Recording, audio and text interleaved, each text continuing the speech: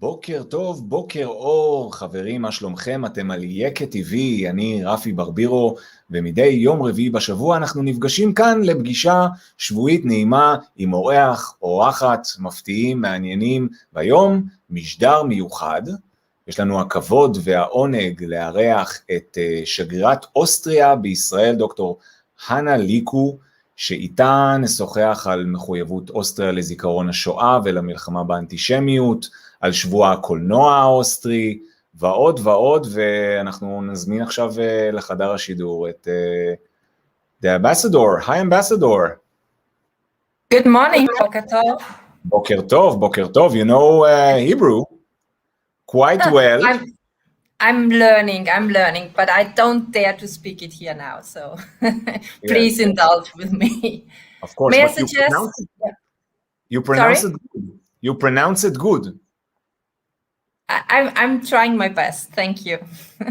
So further, may I suggest, since we are I'm now 1.5 years in Israel, and it feels very natural for me to address people with the first name. So may I suggest that we do this also during this interview? Okay. So I'm Hannah. Hannah. Okay, great. So for this broadcast, I chose a proper background, the mountain of Austria, that we will get to this broadcast more spiritual, more calm, more environment. So let's imagine ourselves that we are in the Austrian nature. And I will remember for our viewers that are watching in a different platforms, they're watching in the page of ארגון יוצאי מרכז אירופה, the page of Austrian Culture Forum Tel Aviv, in the group of Israelis living in Austria, ישראלים גרים באוסטריה, ויש המון מסתבר, in the group of Hoppe Hoppe Reiter, צאצאי, ייקים, צעירים, למען, שימור, מורשת, הייקים, which is in English, Hoppe Hoppe Reiter, young Yeke descendants preserving their legacy. So after this intro, of course, I will invite all our viewers to log in also to our website, ארגון יוצאי מרכז אירופה. There you can find relevant information, and you can also register to the Yeke News, which will provide you the relevant information for our upcoming guest. And let's hop into our first topic. I want to talk with you about culture and remembrance. But first, let me ask you, how was the last year for you, a Corona year, COVID year, while all the embassies were shut down, closed to this situation? It was very challenging, and all embassies had to deal with sort kind of issues of resident that stuck in countries, special visa that you probably had to make. Please tell us what was the situation in your embassy. Well, it was definitely not how I expected my first year to be. You mentioned that the embassy were closed. We were never really closed. We were quite busy, but in another sense, as you said, and we also had to figure out how to be present in a different way. So now this also comes very natural for me to talk to you via internet and via modern devices and digital, all those kind of things with Zoom. We worked with Zoom and everything. The good thing is, or let's say what I learned is that here Israeli life is not very formal. So it was, even though I didn't know people very well, it was very easy to contact people by WhatsApp and to organize something also in a very informal way. So maybe I didn't meet people in person, but I could meet them, via these devices, and actually we have achieved some very good results in terms of continuous discussion also on the COVID situation between all levels in like in government, in ministries. We made contacts between civil servants, etc. So this was unexpected, but also not only a bad experience. Of course, a bad experience in terms of the crisis. Yeah. It seems that you felt more official than before. You mean now, or? Yeah, I mean in the period of the lockdown, the installation, and the Zoom process. Maybe this process show you a different way for a flow of work with citizenship and definitely, with the tourists all around the world. It was a challenge, but I think we got some good results despite the challenge. Okay. So let's start with the culture and remembrance. I understand that the Shoah Wall of Names memorial in Vienna is currently under construction. What can you tell us about this? And I will show our viewers a few pictures that simulate the demo of the memorial. This is not a real pictures, yeah? It's the presentation. And it's actually a project which goes a long way back, and it was a private initiative, and there were some people who supported the project. It took some time, but finally we have now, not now in autumn, but we will have a memorial that actually really recognizes, each and every name of the persons that were murdered. And I think pictures. Karen, can you skip the next picture? Karen is helping us from the Ergun. Thank you, Karen. As you were saying, yes. Please continue. So, as you can see, there are stone labs in a circle, and they bear the names of all the victims. So it will be more than 64,000 names. So if you're interested in whether family members their names will be there, there is a database you can check. There is a website. I think it's Namens. Let me check. I have it. It is Shoah-Namensmauern-Wien.at, and there you find also the links to the database. You can also add names.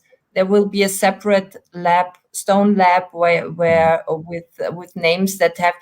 We know most of the names, but of course it might not be with this amount of names. It might not be completely complete, so to speak. So it will. Following, we can share the link, the right link, the comments. So maybe after the broadcast we will share it, or we will ask Maria while we are talking to comment and share with us the correct link. There is another picture. Karen, can you slide to the next picture, please? Yes. What we will see. I think this is from when the first stone was set. So there has been like when was it? I think in 1 or 2 months ago, the first stone was set. Recently, exactly. And in autumn, hopefully, we can inaugurate the memorial as such, and so it will be quite almost imminent, 4 months, 5 months, whatever. Hopefully, Corona, of course, delayed the process. And for those who will be visiting Vienna, it's in the center, close between the university and the Ring. Mm-hmm. So in a very center space, which is also important to put it, let's say, not in a remote area, but really in the center, and so that these names are present in a way in everyday life. Yes, and in the same topic, this month we commemorate the 60th anniversary of Eichmann trial. Eichmann was an Austrian, and its first success in solving the Jewish question by the Nazis was the creation of the Jewish Immigration Center in Vienna. How does present Austria handle the quasi-Eichmann in its work of memory? I think it of course it plays a part, and there's a lot of documentation on this case. We know the movies, documentaries that have been made. So it's also in that sense very valuable, because you can work on it like in education, etc. Mm-hmm. And of course we know the book by Hannah Arendt. So this is, I think, important, and I do believe, as far as I know, I'm out of school for some time, but it's also a topic discussed, and in general a topic discussed is, it seems I don't want to say percentages or so, but there are extremely, let's say, sadistic and cruel perpetrators who were Austrians, and to think about that, I think it plays an important part. And what is also important is to discuss, when you talk about this topic, to discuss how justice went about in Austria after the war. So part now from the Eichmann trial that didn't take place in Austria, but what happened in the justice system in the decades after World War. So and the things that were unfortunately still happening at that time with it's for a reason why Simon Wiesenthal started his work in Austria, and hopefully we are now a little bit more reflecting on those issues, and let's say not repeating the same mistakes that were made in the past. Mm-hmm. It leads us to the next topic of anti-Semitism. On January this year, the Federal Minister of the EU presented the national strategy of the Austrian federal government to combat and prevent all formats of anti-Semitism. The presentation was also attended by the president of the Jewish community of Vienna, Oskar Deutsch, and Katharina von Schwurbin. I hope that I'm pronouncing it well, the European Commission coordinator of on combating anti-Semitism. What you can tell us about the national strategy? Well, actually, you mentioned Oskar Deutsch. I think the strategy, what is important, was also drafted in close cooperation with the Jewish community, and also wanted to take into account their needs. And one of the main, let's say, results of the strategy is that the Jewish community itself gets by law 4 million euros per year for their institutions, also security, but their cultural, all the institutions that the very vibrant and dynamic Jewish community in Vienna holds. And it also has, all in all, about, I think, 38 measures, concrete measures that try to to target specific points, like in law enforcement, in education, security. Of course, it's an important issue. It also tries to coordinate better in terms of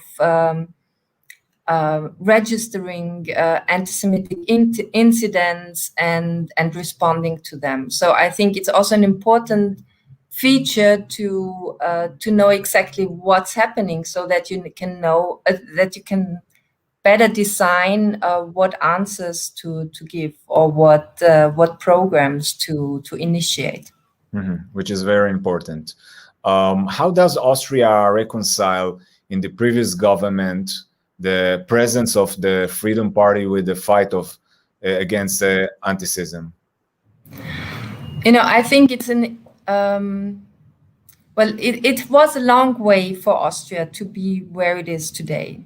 And I think that, we should continue to do one step after the other. And it's important also that in Parliament, all parties endorse, for example, the law on Austrian citizenship, for descendants of. So I think it's an important feature to continuously make further steps and away from where we have been, like in the 1980s. And I see this as a evolution as a whole, hopefully.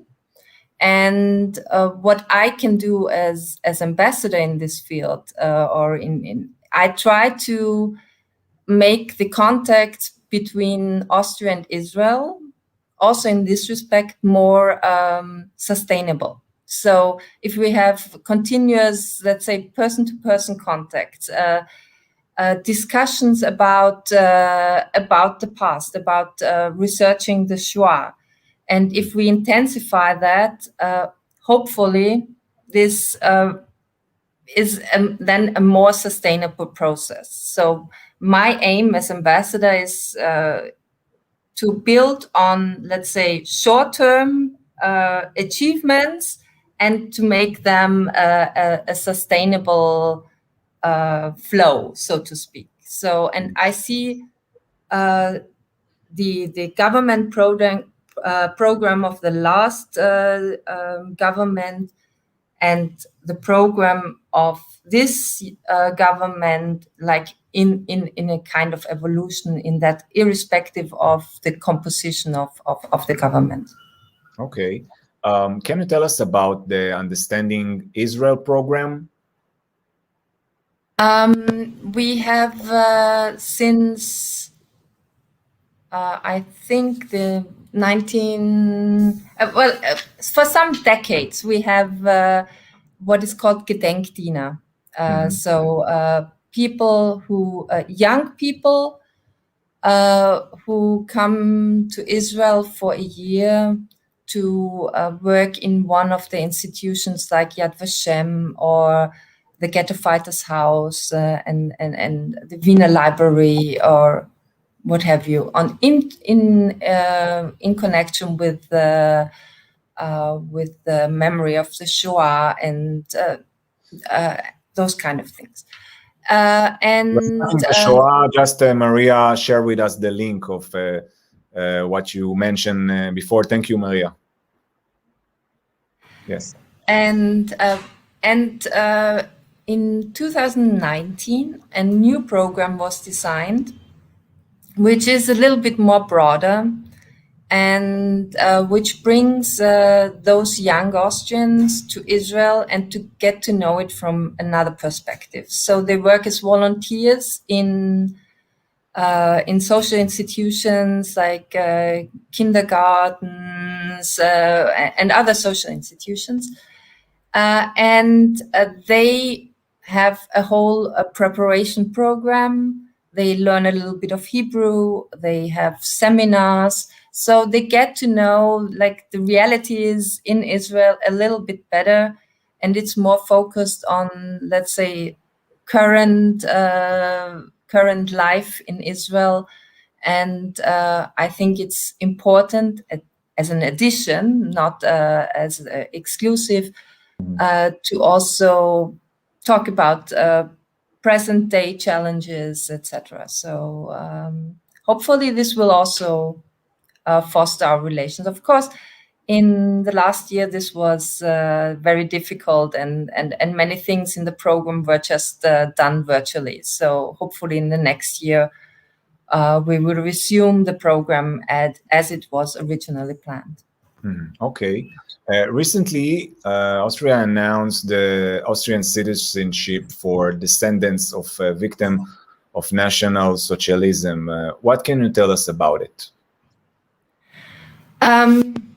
I have to say it's the biggest project we are doing at the embassy now.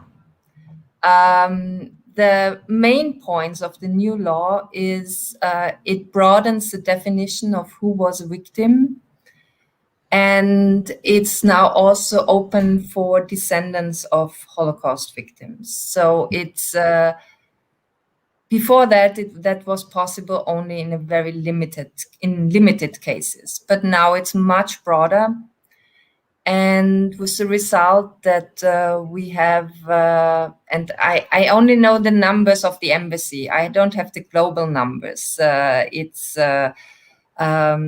Israelis, of course, who live abroad can have to apply not at the embassy here, but wherever their residence is. But in Israel itself, we have until now more than 4,500 people who have filled in the questionnaire on our website and basically who have shown interest. And we have more than 2,000 applications received at the embassy. So there might be more, like Israelis living in Austria can apply directly in Austria, but these are our numbers. And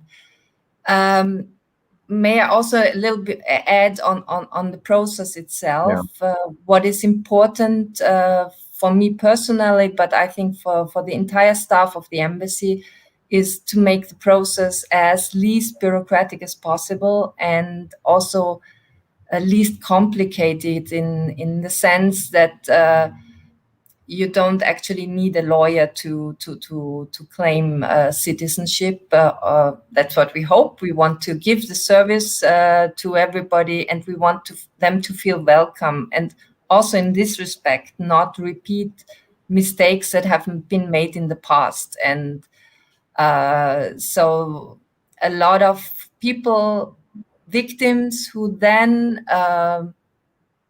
even came for a visit to Austria, had not so good experiences. Mm-hmm. And we want to recognize that, and we don't want to repeat the same mistake.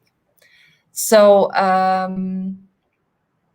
may I add something on the definition? So yeah. Why it's broadened?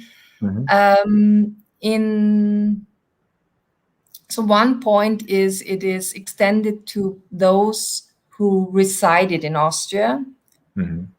And not only Austrians who lived there. So because after World War I, a lot of people came to Vienna, mainly to Vienna, but also other places, and weren't able to get Austrian citizenship, and and this was because of anti-Semitic regulation, and we also want to rectify this mistake. So people who might have been citizens of one of the successor states of the empire and resided in what is now Austria can apply for citizenship.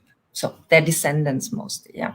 Mm-hmm. So, and another thing is the time when they fled Austria. So this has also been extended because there might be cases where they somehow survived in Austria and then realized that they couldn't stay on and couldn't remain in Austria and then left Austria. And they have been excluded until the this law got into force, and so also this we want to respect, and so these are, I think, two important issues which broaden a little bit the definition. Do they have any privilege of scholarship or something if they did this process of citizenship? You mean when they scholarship for what? Sorry. For a higher school in universities or so, like Aviv is every year a scholarship. Last week we delivered more than 30 scholarship for descendants of the Ergun, but maybe you have a parallel program or so. Well, sorry, just a second. Wir haben Studiengebühren haben wir keine mehr, oder? Nein. Yeah. Okay. Sorry, I had to check. Actually, if people live in Austria and they can then apply for grants or scholarships, if they live already in Austria, then at the time. But I mean, I think most of the people will use the citizenship to maybe something like study in Austria or in other European countries, and have it a little bit easier also to get to know where their ancestors came from. Mm-hmm. But yeah, actually, if they live in Austria, there are certain kinds of scholarships, etc. But we don't have now for the moment. Actually, I have to admit, we were thinking about how we can welcome people in Austria, but our thinking in this respect was a little bit interrupted by the event, by the pandemic. So. Yes. We were more concentrating on the process here in Israel and how we help and support people when claiming their citizenship. And our first thoughts about how we are going to welcome them in case they come to Austria kind of were postponed until this is like a little bit more realistic. Hopefully this will come soon. Yes. We have a question for, sorry, Zehava. Sorry, I was a little bit shocked. Sorry.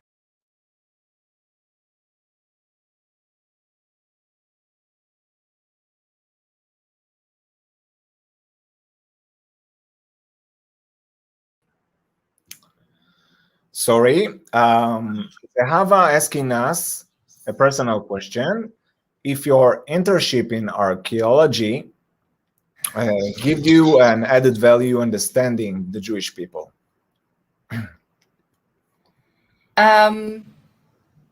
Understanding the Jewish people, I'm not sure. I'm very enthusiastic about archaeology, and I have to say, and this is I'm not flattering, but I have the best response to being an archaeologist here in Israel. So whenever you introduce yourself as having studied archaeology, this is like an asset, and I feel very flattered. In understanding, I think understanding Israel in this respect, I think what is important, I'm interested in history, I'm interested in listening, and I think this helps me in my work.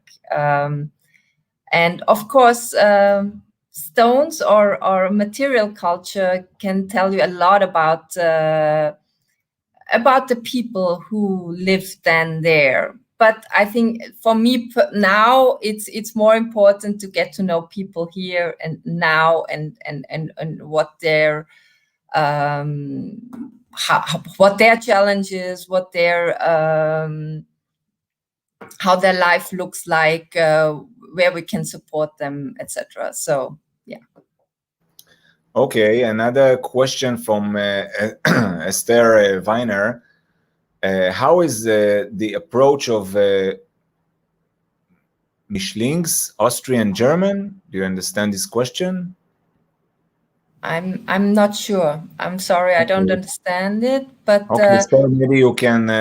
Maybe it's about citizenship. Is it so? If people have ancestors in Austria and in Germany, I don't know. There is another question. Archaeology. Okay. Which field? Greek and Roman archaeology. I worked mainly in southern Italy, but I also did a study tour to Israel in the 90s.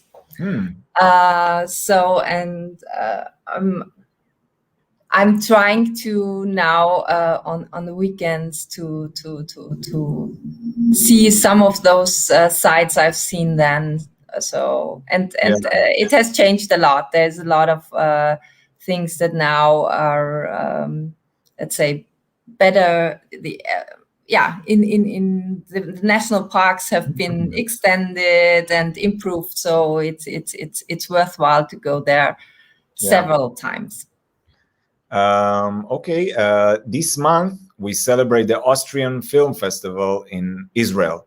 So let's see a special trailer that was released this week, and then we will continue to talk about it.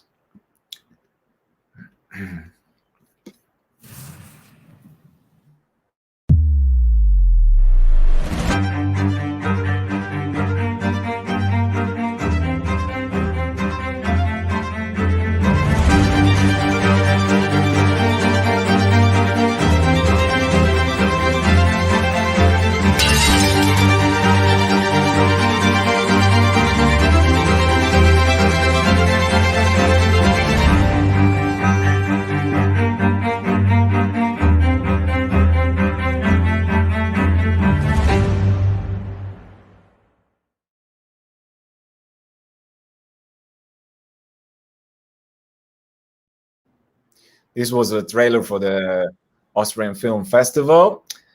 What's so special about Austrian films, and what the similarities comparing the Israeli films, if you know Israeli films? Well, actually, there were some collaborations also and cooperations between Israel and Austria in films. So maybe there are also some similarities. I think we have a great tradition in documentaries. There will be also 2 documentaries shown at this festival. One is called The Last Austrians, about an Austrian minority in Ukraine, and another one is about Mauthausen from I don't want to spoil or give you too many spoilers, but from 2 perspectives, and we have 3 feature films, and I think what all every filmmaker has his own characteristics, his or her, and they have their own style, and so. But of course, dealing with history and understanding also, let's say, Austria today, and with migration and all those kind of topics, they feature in the films, and different cultures, how they interact. So these are the main topics I suggest. Well, at least of the films that are in the festival. Yeah. Did you had the chance to see any Israeli content in television and cinema? The cinema was closed in the last year, but maybe the television, another co-production with, I don't know, abroad. Okay, this is more like not highbrow culture, but I have to say I'm a little bit addicted to Israeli series. So starting from Fauda and I don't know, Stiese, and I've seen them all. So I have to admit I watched them. Yeah, and I try to watch them in Hebrew. With Fauda, it's a little bit difficult to have then Hebrew and Arabic with Hebrew subtitles. That's too much. But so I need the English subtitles for that. But yeah. Okay. I try also as an exercise for my Hebrew. Great. By the way, where are you learning the Hebrew? I'm learning with a private teacher. Yeah. Okay. Good luck. Maybe next year we will do this same interview in Hebrew. Okay. This is a challenge. Yeah, it is. It is. And it leads us to the last questions. Please tell us about the upcoming culture events of the Embassy of Austria and Israel. Well, first of all, there is still something we preserved from the pandemic that we organized together with other European institutes and with Haaretz, a podcast on European subjects. So, I'm sure Oren Nahari, and he has this regular podcast with, let's say, European topics. Then what else? We have a competition in how a public space can be transformed, ideas for the future. It's a competition still running, and there is also an exhibition in connection to that. The title is Welcome to the Republic in Living House, and we expect a lot of participants in this competition about how to define space, how to better use public space, and the best ideas will be also realized in Tel Aviv and in Vienna. So looking forward to that. So it's something that's like hybrid in which came from the pandemic, and how, because this was like the only thing we could do, take a walk around the block and see people from far away. So and now then to use that and to actually have a collaboration in this, and then realize it at the later stage. So hopefully, and probably there are more to come. Yes, of course. Yes. So first of all, thank you very, very much for your time and being with us.